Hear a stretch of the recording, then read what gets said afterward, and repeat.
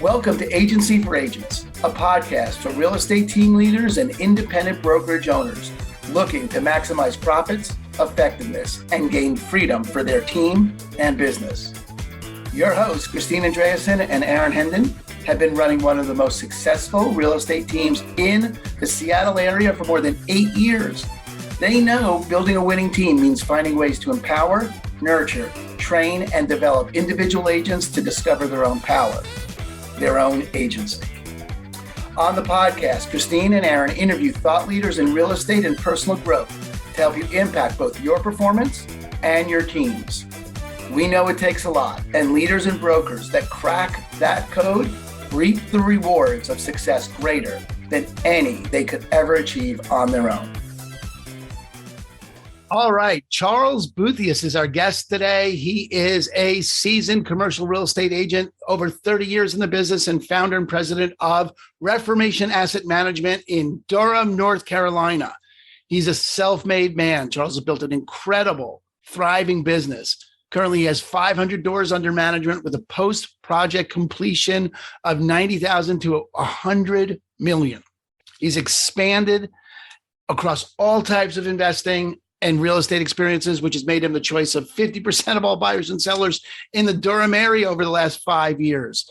Charles's insights into real estate and real estate investing is unparalleled, and his ability to simplify complex and often overwhelming topics is perfect. I really enjoyed the conversation with Charles. I look forward to your feedback about it. Let me know what you think. I love this conversation. There we go. All right. Well, hey, Charles, how are you? Great. How are you doing? I'm doing great. Thanks for taking a couple of minutes. Charles, I know we're all busy, and to get time on anyone's calendar is a really big deal. And I appreciate that. And I know the people listening really do appreciate that. Why don't you just give us just short, 1 minute elevator, who you are and what you do, so you get a little background for people. All right. Well, Charles Bulthuis. I've been a real estate broker since October of 1992, so I'm approaching 30 years. Woohoo! I started in San Diego, California, held concurrent licenses in Nevada and California from 1999 to 2005. Mm-hmm. I switched from residential to investment real estate in the year 2000, and other than friends and family, I haven't really done much residential since then. The reason for switching over from residential owner-occupied to multifamily commercial was I found that it was much more interesting for me to be involved in math discussions versus color palette discussions. Great. They say that there's less emotion in investment than there is in owner-occupied, but that's kind of a myth. When it comes down to big emotional, big money decisions, there's always emotions involved. Yeah, that's a good point.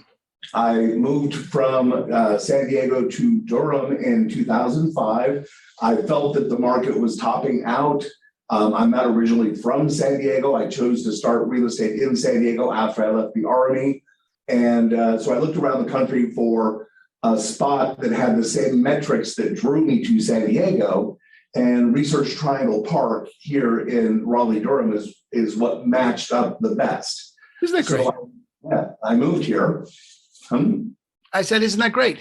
Tell me about what those metrics are. What metrics were you looking for? What was the deciding, how did you talk math to me? Charles, talk math to me. I was looking for federal and state funding on transportation. If they're spending a lot of money on highways, byways, freeways, that means they expect people to be moving there. I was using the metrics with regards to spending on public transportation. I was using metrics with regards to wage growth, population growth.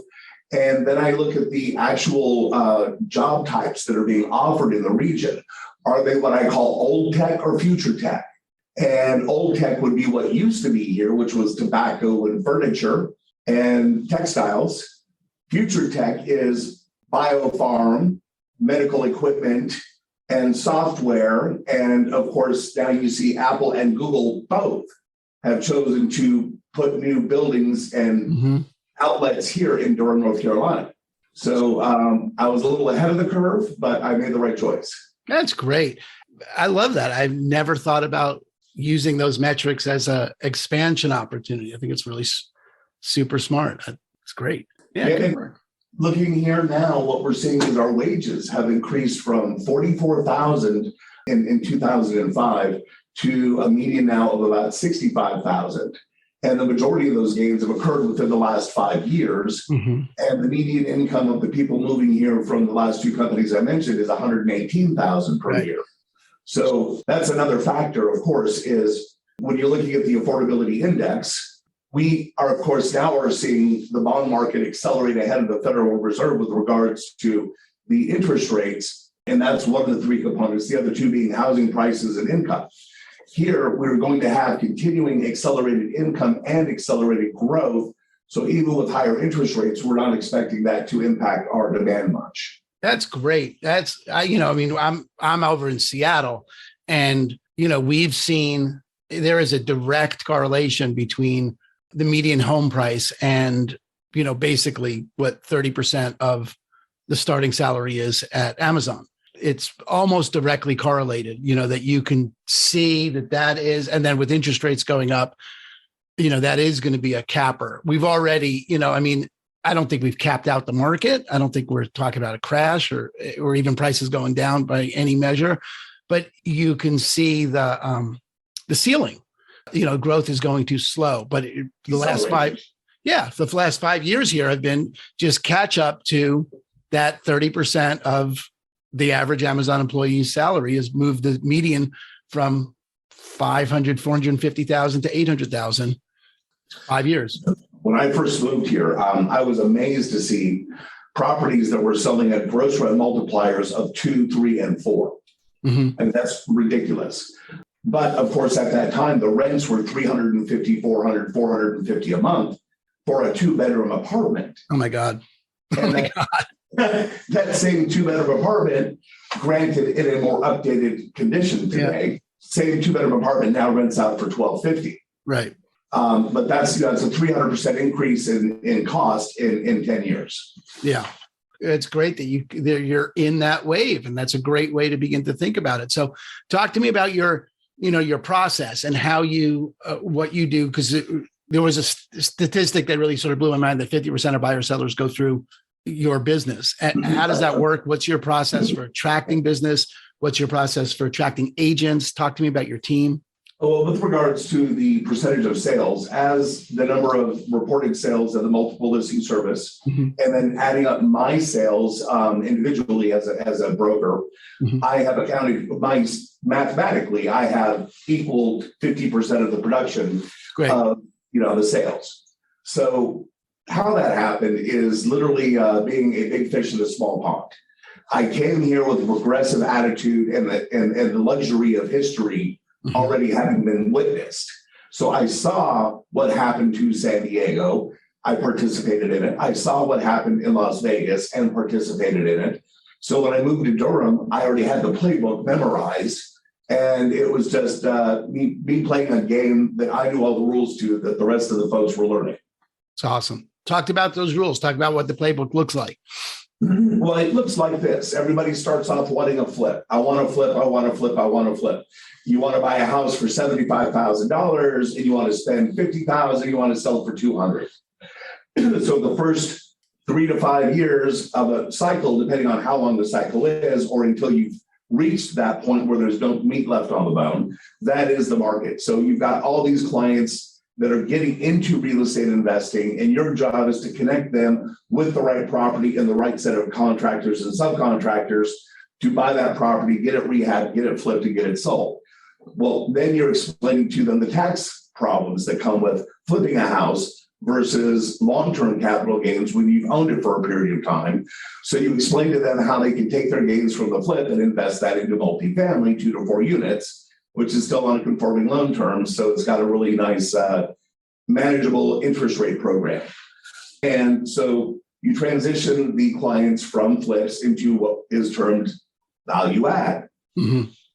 Now we're at the point in the market where everybody is asking for value add.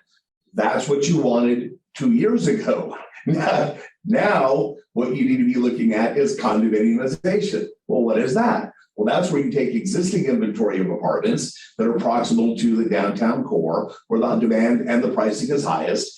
And you go in and you look at those properties and look at what it will take to convert them into a condominium. Now you can take that price per foot that you're buying as an investor with a renter in place, where maybe you're paying $200 a foot, but resale to an owner occupant is $350 a foot. That's just great. I mean, and the way you say it is clearly of someone who's got that experience that this is the playbook. And so where are you at now? You're at condominiumization and development. Yeah, developing raw land into condos. Yeah, the final phase, or no, developing raw land into anything. Okay. That is always the final phase. Land is the last to appreciate, the first to depreciate. As the cost of construction and existing housing becomes untenable, then you see the lack of demand for raw land, and then you've reached the peak of your market. Say that part again. Let me didn't quite follow it. How do you know you reached the peak of the market, and what happens?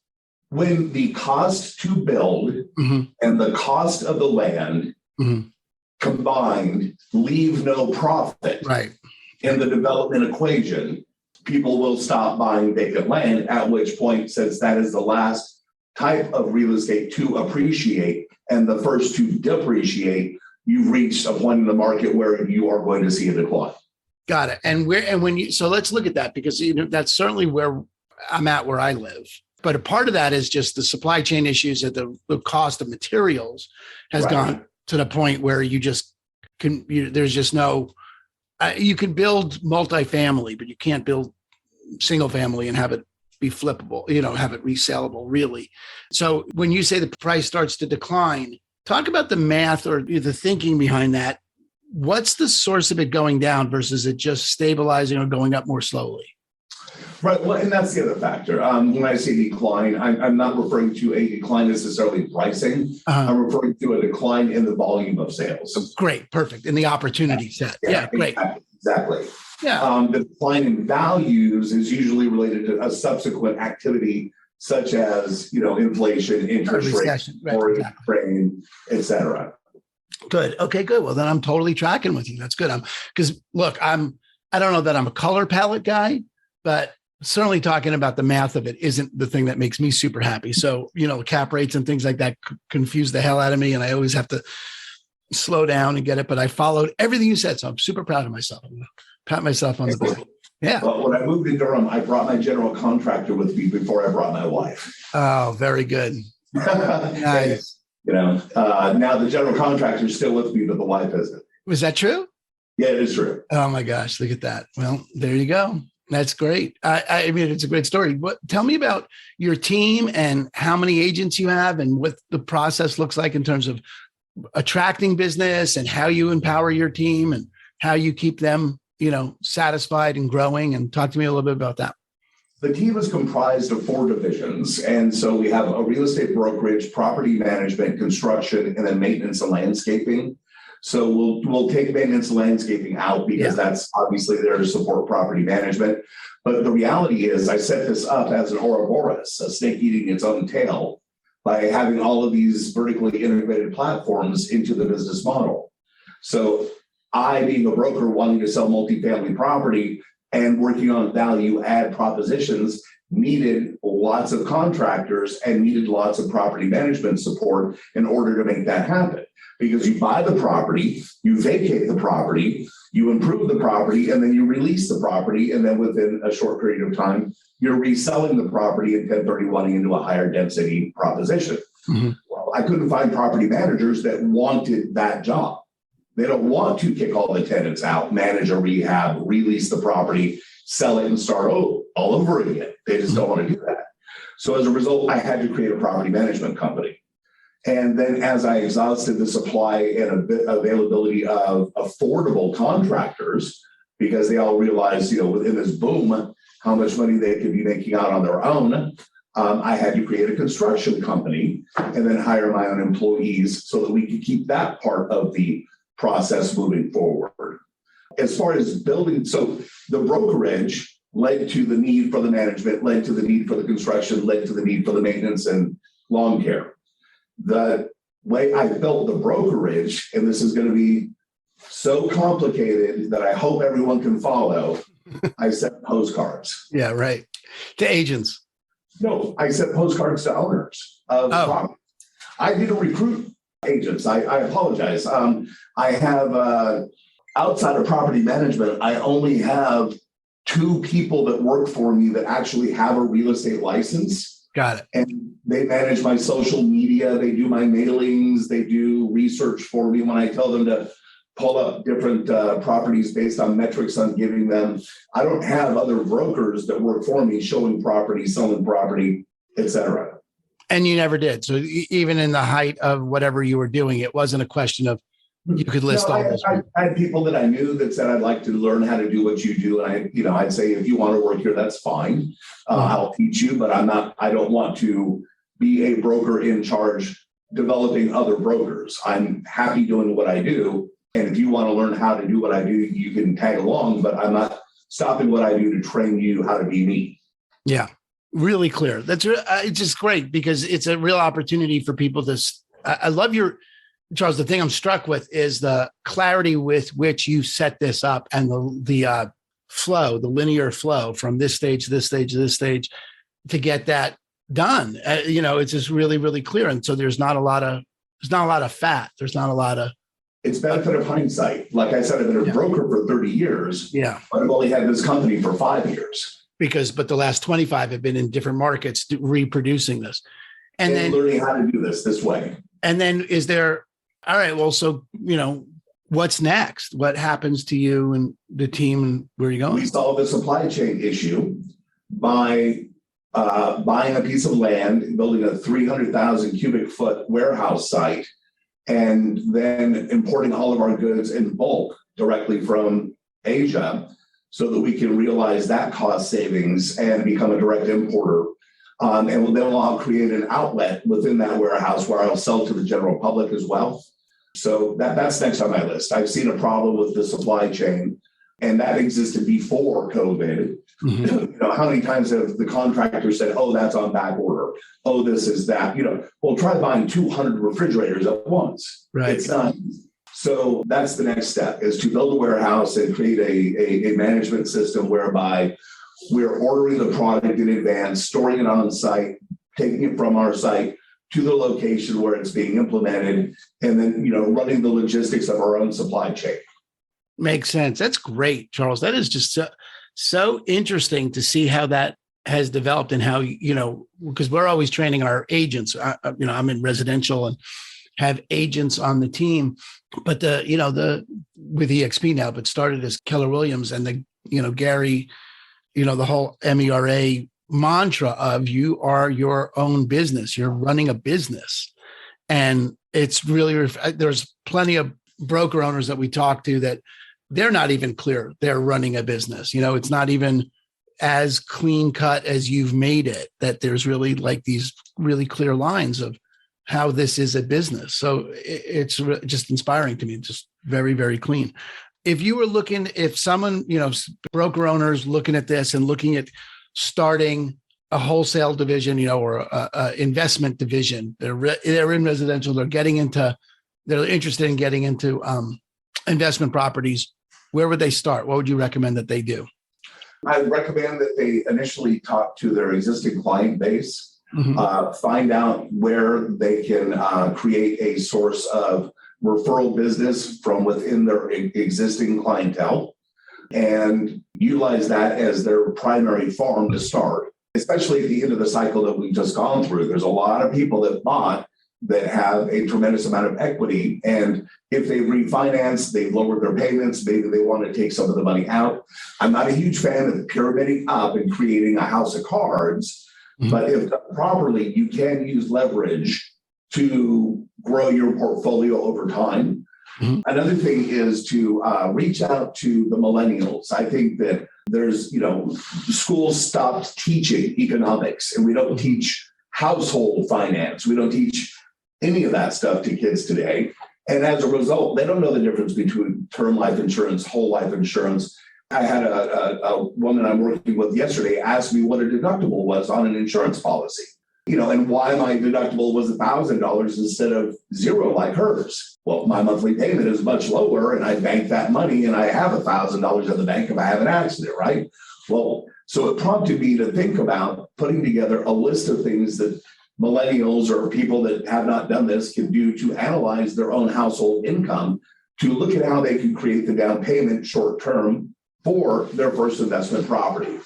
And so the idea here is to come up with ideas where you can reach out to people that are not currently investors and take them from the beginning and train them to become your clients. Yeah. Then beyond that, reaching out to an existing owner of multifamily or commercial real estate and presenting yourself to them as the broker that they should use the next time they do business will require you to not only identify who those owners are likely to be, i.e., don't just mail to every multifamily owner in your area. That's, hunting with a shotgun. You want to use a rifle, scope it in, figure out who you think the most likely to sell in the next 2 years are, and make that the group that you're constantly marketing to. But be prepared when they call you. If they're a seasoned investor, you better understand those cap rates. You better understand that math, and you better be able to talk to them in the language they want to speak. Great. Both those ideas are great. And I love the first one is the opportunity, because I'm big on education. I love educating people about anything that's going to empower them and give them agency in their life. And the idea of running a millennial financial education workshop where they can learn about that. You said we don't teach that in schools anymore. Did we? I mean, I'm 59. My parents had it, but I didn't. Oh, okay, fine. I think we could complain a lot about the education system. Well, here's a great example. I talking to millennials that are paying rent, asking them about becoming a landlord when they're still a renter blows their mind. Yeah. But asking them, would you be interested in buying a duplex as a first-time home buyer and having 75% of your mortgage paid by your tenant?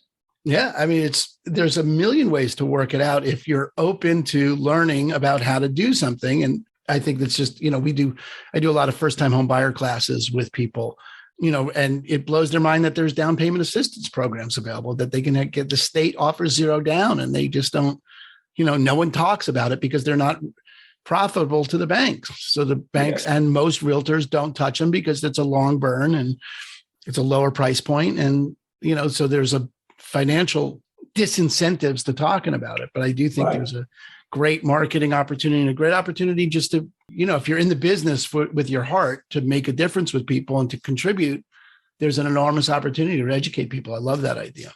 It's great. I think that when I started here 5 years ago, my median sales price was somewhere around $116,000. And that had to do with the fact that, the values here were very low. And they ramped up considerably as the incomes have ramped up.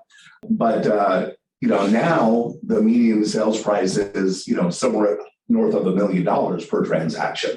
So the same volume of transactions or slightly less, but tremendously higher dollar volume. And what you're talking about there is cultivating a farm on the front end, but understand on the back end, there's going to be major success. Totally. It's just, all those people are coming back. And I love the idea of farming your current database for potential investors and, with that equity that they've built up.